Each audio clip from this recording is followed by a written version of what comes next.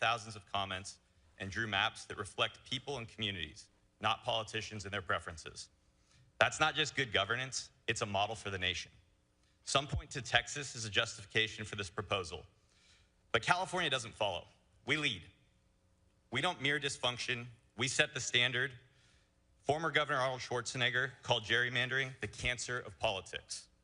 He championed the commission because he believed in a system that puts voters first. That belief still matters. I urge a no vote. Thank you, Assemblymember. Assemblymember Lowenthal, you're recognized from the Majority Leader's desk. Thank you, Madam Speaker. I love you, Dad. I've been deeply torn by the national redistricting debate that has engulfed California. Beyond its vastly consequential political implications, this issue has been profoundly impacted me personally, because indelibly seared in my consciousness is the memory of my father working tirelessly over decades to create the independent redistricting system about which we now debate. By way of background, my dad, a community psychologist, was elected to the California State Assembly in 1998. He ran for public office with the principal goals of restoring public trust in political institutions and ensuring that elected officials listen to their constituents. To effectuate those ideals, he believed that the independent redistricting system was necessary. So in 2002, on this very floor, he introduced a constitutional amendment, ACA 19, to create an independent redistricting commission. But his attempt received no support, and it died.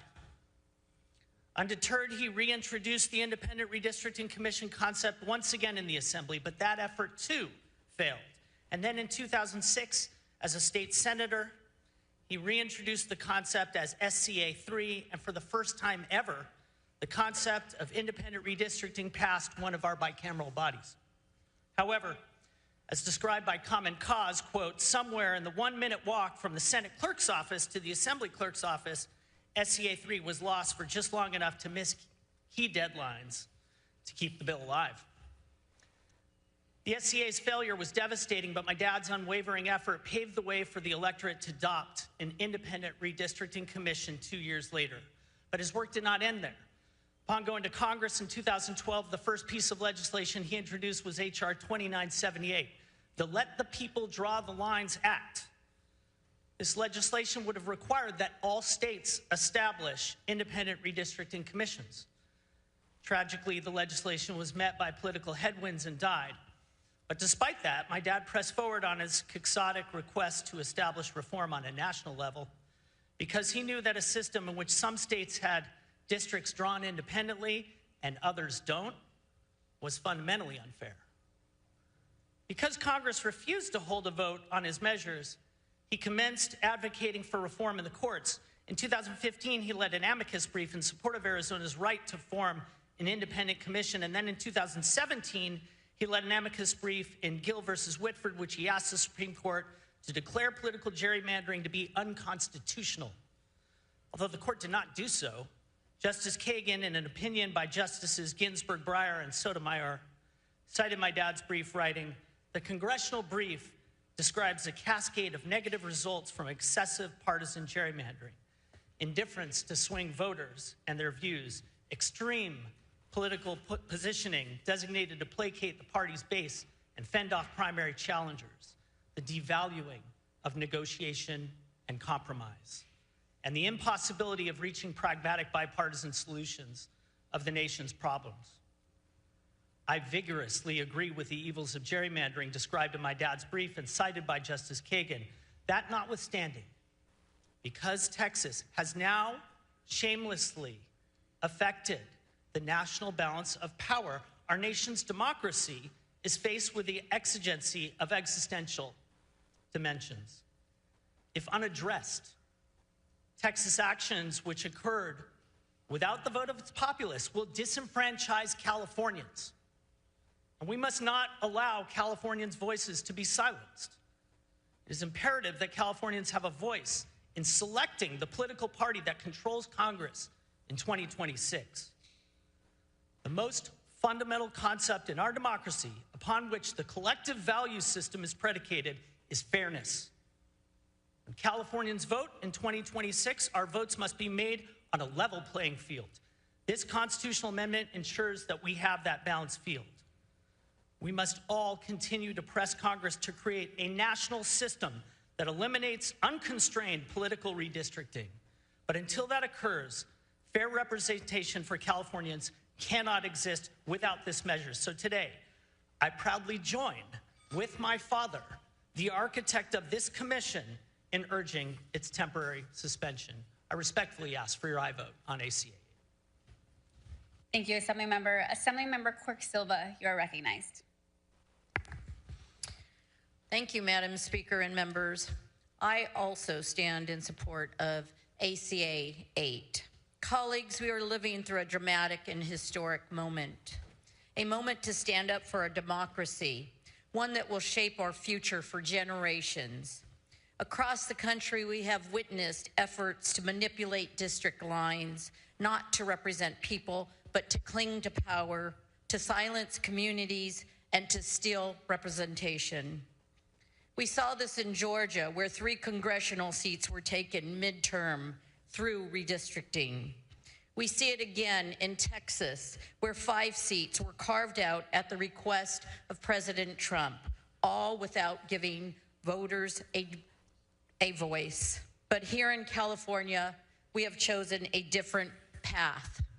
Not to steal, not to rig, not to silence. We have chosen to let the people decide, to let them vote on the California maps. The California redistricting plan is about fairness. It's about trust. So when critics cry power grab, let us be clear. The plan is not a power grab. It is a power return, returning power back to the citizens of California. We did not start this fight.